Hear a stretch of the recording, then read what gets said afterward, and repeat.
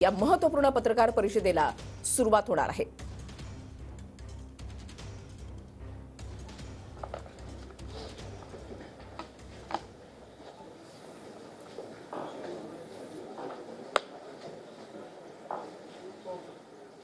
मागे कुठे गेले? आता मागे अधिक स्वीकार हां आधी ते बोलतील ना स्वीकार करा तुम्ही सुरू करा। या बैठकीसाठी उपस्थित असलेले महाराष्ट्र राज्याचे लोकप्रिय मुख्यमंत्री माननीय एकनाथ शिंदे साहेब, महाराष्ट्र राज्याचे आदरणीय उपमुख्यमंत्री देवेंद्र फडणवीस साहेब, राज्य मागासवर्ग आयोगाचे सन्माननीय अध्यक्ष न्यायमूर्ती सुकरे साहेब, राज्य मागासवर्ग आयोगाचे सर्व सन्माननीय सदस्य आणि महाराष्ट्र राज्याचे माननीय मुख्य सचिव नितीन पाटील साहेब, मी आपल्या सर्वांचं या बैठकीला स्वागत करतो। पत्रकार बंधूंचं देखील स्वागत करतो। तर मराठा समाजाचं सामाजिक, शैक्षणिक आणि आर्थिक मागासलेपण तपासण्यासाठी राज्य शासनाने राज्य मागासवर्ग आयोगाला टर्म ऑफ रेफरन्स केला होता। त्या अनुषंगाने राज्य मागासवर्ग आयोगाने आज सर्वेक्षण पूर्ण करून त्यांचा अहवाल माननीय मुख्यमंत्री महोदयांना सादर करण्यासाठी या ठिकाणी आपण ही बैठक आयोजित केली आहे। तरी मी सर देशमुख सूत्रधारांना विनंती करतो की आपण आपला जो अहवाल आहे तो माननीय मुख्यमंत्री महोदयांना सुपूर्द करावा।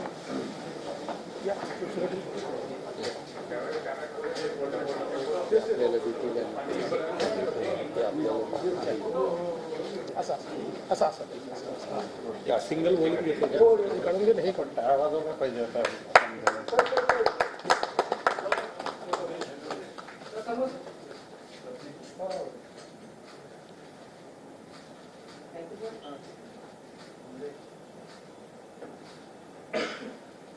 चला धन्यवाद। थँक्यू सर थँक्यू सर मी थँक्यू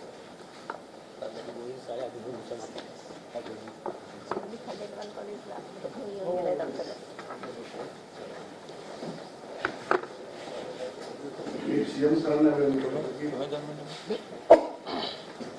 सरांनी मनोगत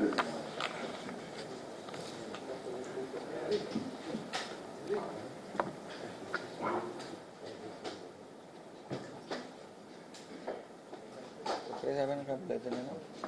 सुकरे साहेबांनी काय बोलायचं? आपल्याला बोलायचं शुक्र साहेब आपण बोलला थोडं काय कसं ते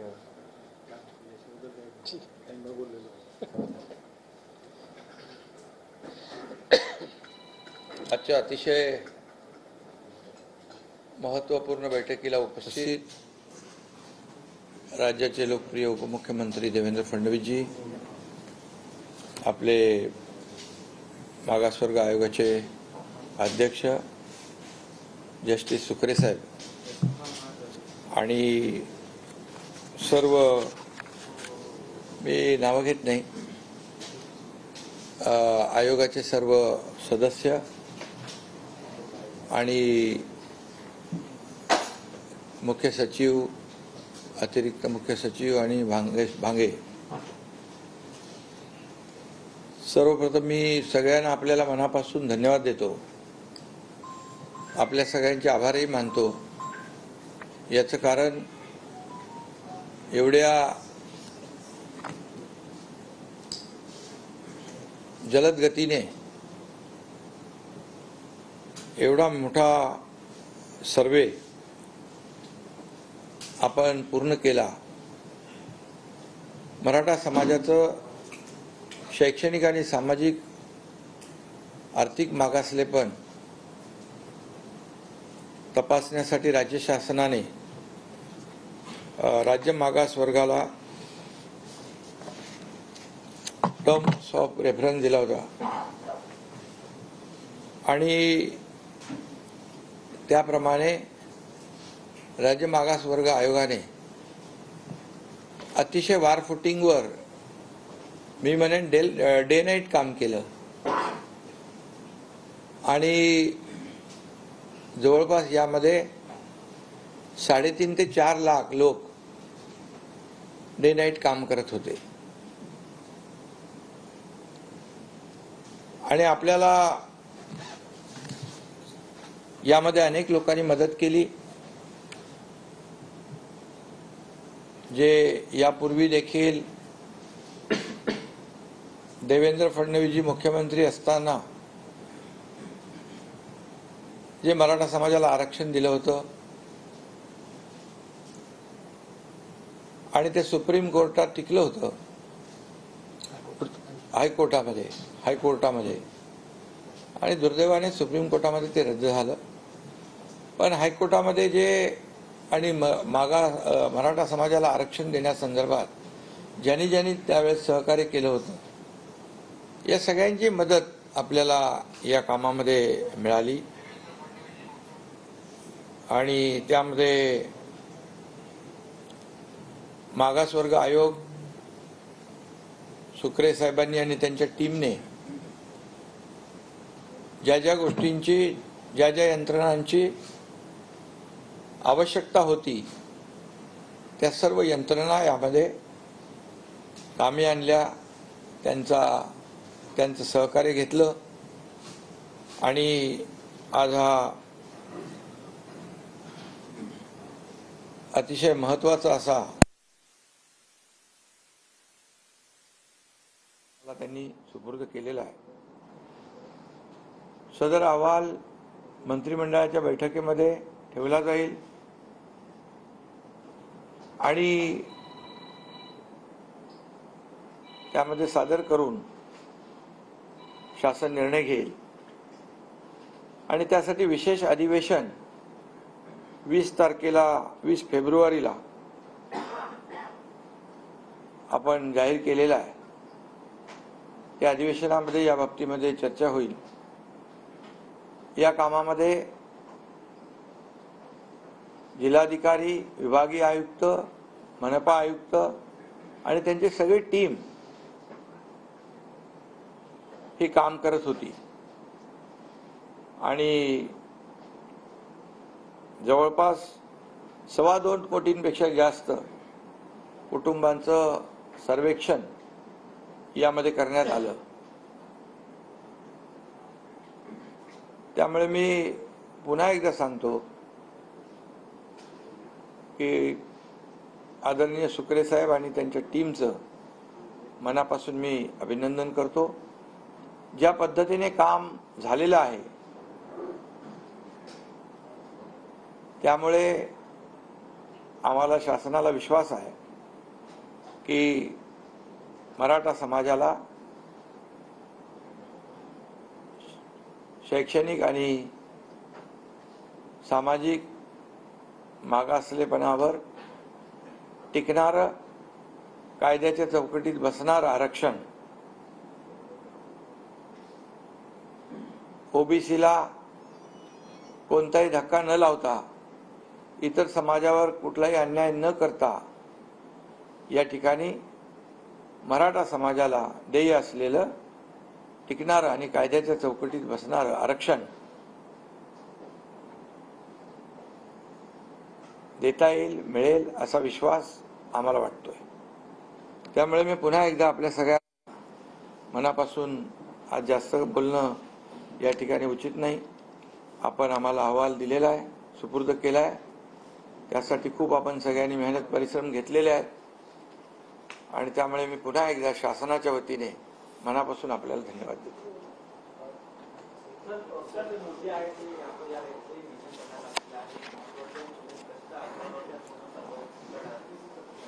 काय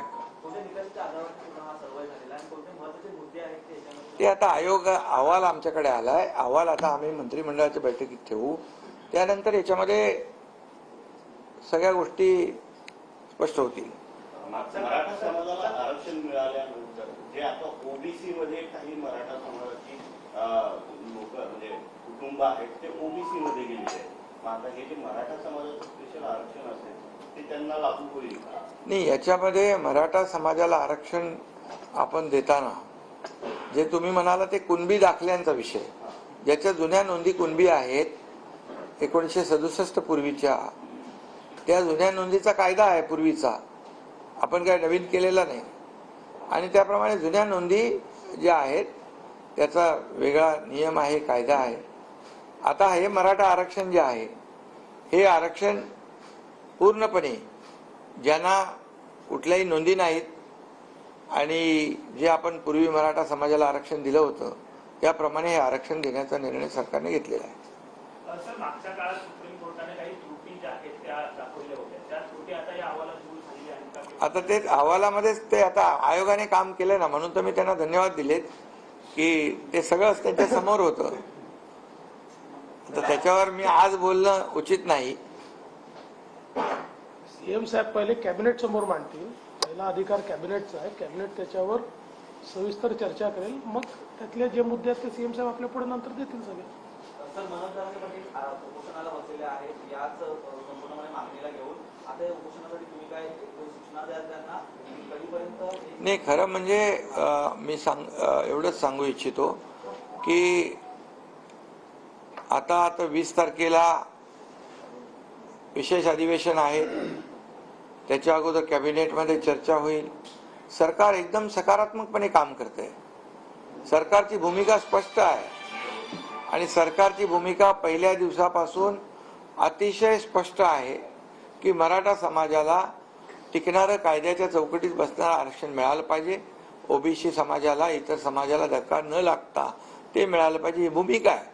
आणि त्याप्रमाणे ज्या जुन्या कुणबी नोंदी तपासण्याचं काम देखील आंदोलकांच्या मागणीनुसार केलं. जस्टिस शिंदे कमिटी अपॉइंट केली आणि त्याप्रमाणे कुणबी नोंदी देखील सापडल्या, त्यांना प्रमाणपत्रही त्या ठिकाणी देण्याचं काम सुरू केलं होतं.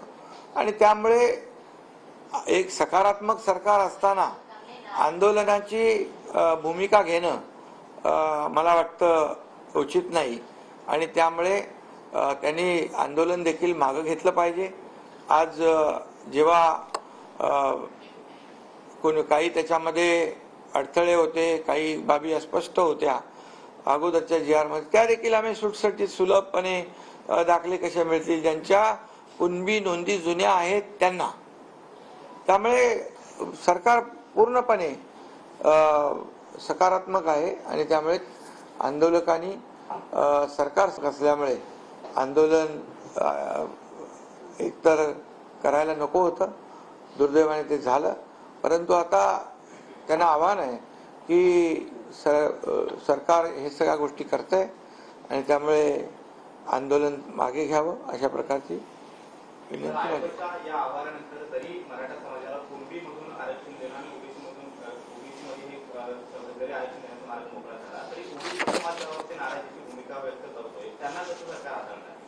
नाही, यामध्ये मी पहिल्यांदाच सांगितलं की सरकारची भूमिका कुठल्याही समाजाचं आरक्षण काढून दुसऱ्या समाजाला देण्याची भूमिका नाही. ही भूमिका अगदी पहिल्या दिवसापासून आम्ही मांडतोय आणि जे काय आम्ही निर्णय घेतोय ते कुठलेही निर्णय इतर समाजावर अन्याय होऊन मराठा समाजाला न्याय देण्याचं काम त्या ह्याच्यातून होईल असं कुठलंही आम्ही, शेवटी सगळे समाज आम्हाला एकच आहेत, एक समान आहेत. त्यामुळे ही भूमिका सरकारची पहिल्या दिवसापासून स्पष्ट आहे आणि काही ओबीसी नेत्यांनी बघितलं, ते नोटिफिकेशन पाहिलं आणि त्याच्यामध्ये त्यांनी पाहिल्यानंतर त्यांनी भूमिका सकारात्मक स्पष्ट केलेली आहे. त्यामुळे आणखी ज्यांचा काही गैरसमज असेल तोही दूर होईल. धन्यवाद. तर मराठा आरक्षणाबाबत सरकार सकारात्मक आहे. कॅबिनेटमध्ये चर्चा होईल, त्याच्यानंतर अधिवेशनामध्ये सुद्धा चर्चा केली जाईल आणि सरकार सकारात्मक असल्यामुळे मराठा समाजाला शैक्षणिक आणि सामाजिक मागासलेपण जे आहे त्या अनुषंगावर आरक्षण देण्याचा आमचा प्रयत्न आहे. ओबीसी समाजाच्या आरक्षणाला कुठल्याही प्रकारे धक्का न लागता कायद्याच्या चौकटीमध्ये बसणारं आरक्षण देण्याकडे सरकार पूर्णपणे प्रयत्नशील आहे असं या ठिकाणी मुख्यमंत्री एकनाथ शिंदे यांनी सांगितलेलं आहे. आणि त्यासोबतच त्यांनी असं म्हटलंय की सरकार सकारात्मक असताना आंदोलनाची भूमिका ही अयोग्य आहे. त्यांनी आंदोलन मागे घ्यावं. आंदोलन मागे घेण्याचं आवाहन मुख्यमंत्री एकनाथ शिंदे यांच्याकडून करण्यात आलेलं आहे. राज्य मागासवर्ग आयोगाकडून अहवाल जो आहे तो आता सरकारकडे सुपूर्द झालेला आहे आणि या अहवालावर कॅबिनेटमध्ये चर्चा होईल, अधिवेशनामध्ये सुद्धा चर्चा होईल आणि योग्य तो निर्णय जो आहे तो घेतला जाईल असं या ठिकाणी मुख्यमंत्री एकनाथ शिंदे यांच्याकडून सांगण्यात आलेलं आहे. 20 तारखेला विशेष अधिवेशन बोलवण्यात आलेलं आहे अशी माहिती सुद्धा मुख्यमंत्री एकनाथ शिंदे यांच्याकडून देण्यात आलेली आहे. राज्य मागासवर्ग आयोगानं दिवस रात्र या ठिकाणी काम केलेलं आहे आणि फडणवीस मुख्यमंत्री असताना एससीबीसी आरक्षण दिलं ते हायकोर्टामध्ये टिकलं, मात्र सुप्रीम कोर्टामध्ये टिकलं नाही, याचा उल्लेख सुद्धा मुख्यमंत्री एकनाथ शिंदे यांनी यावेळेला केलेला आहे.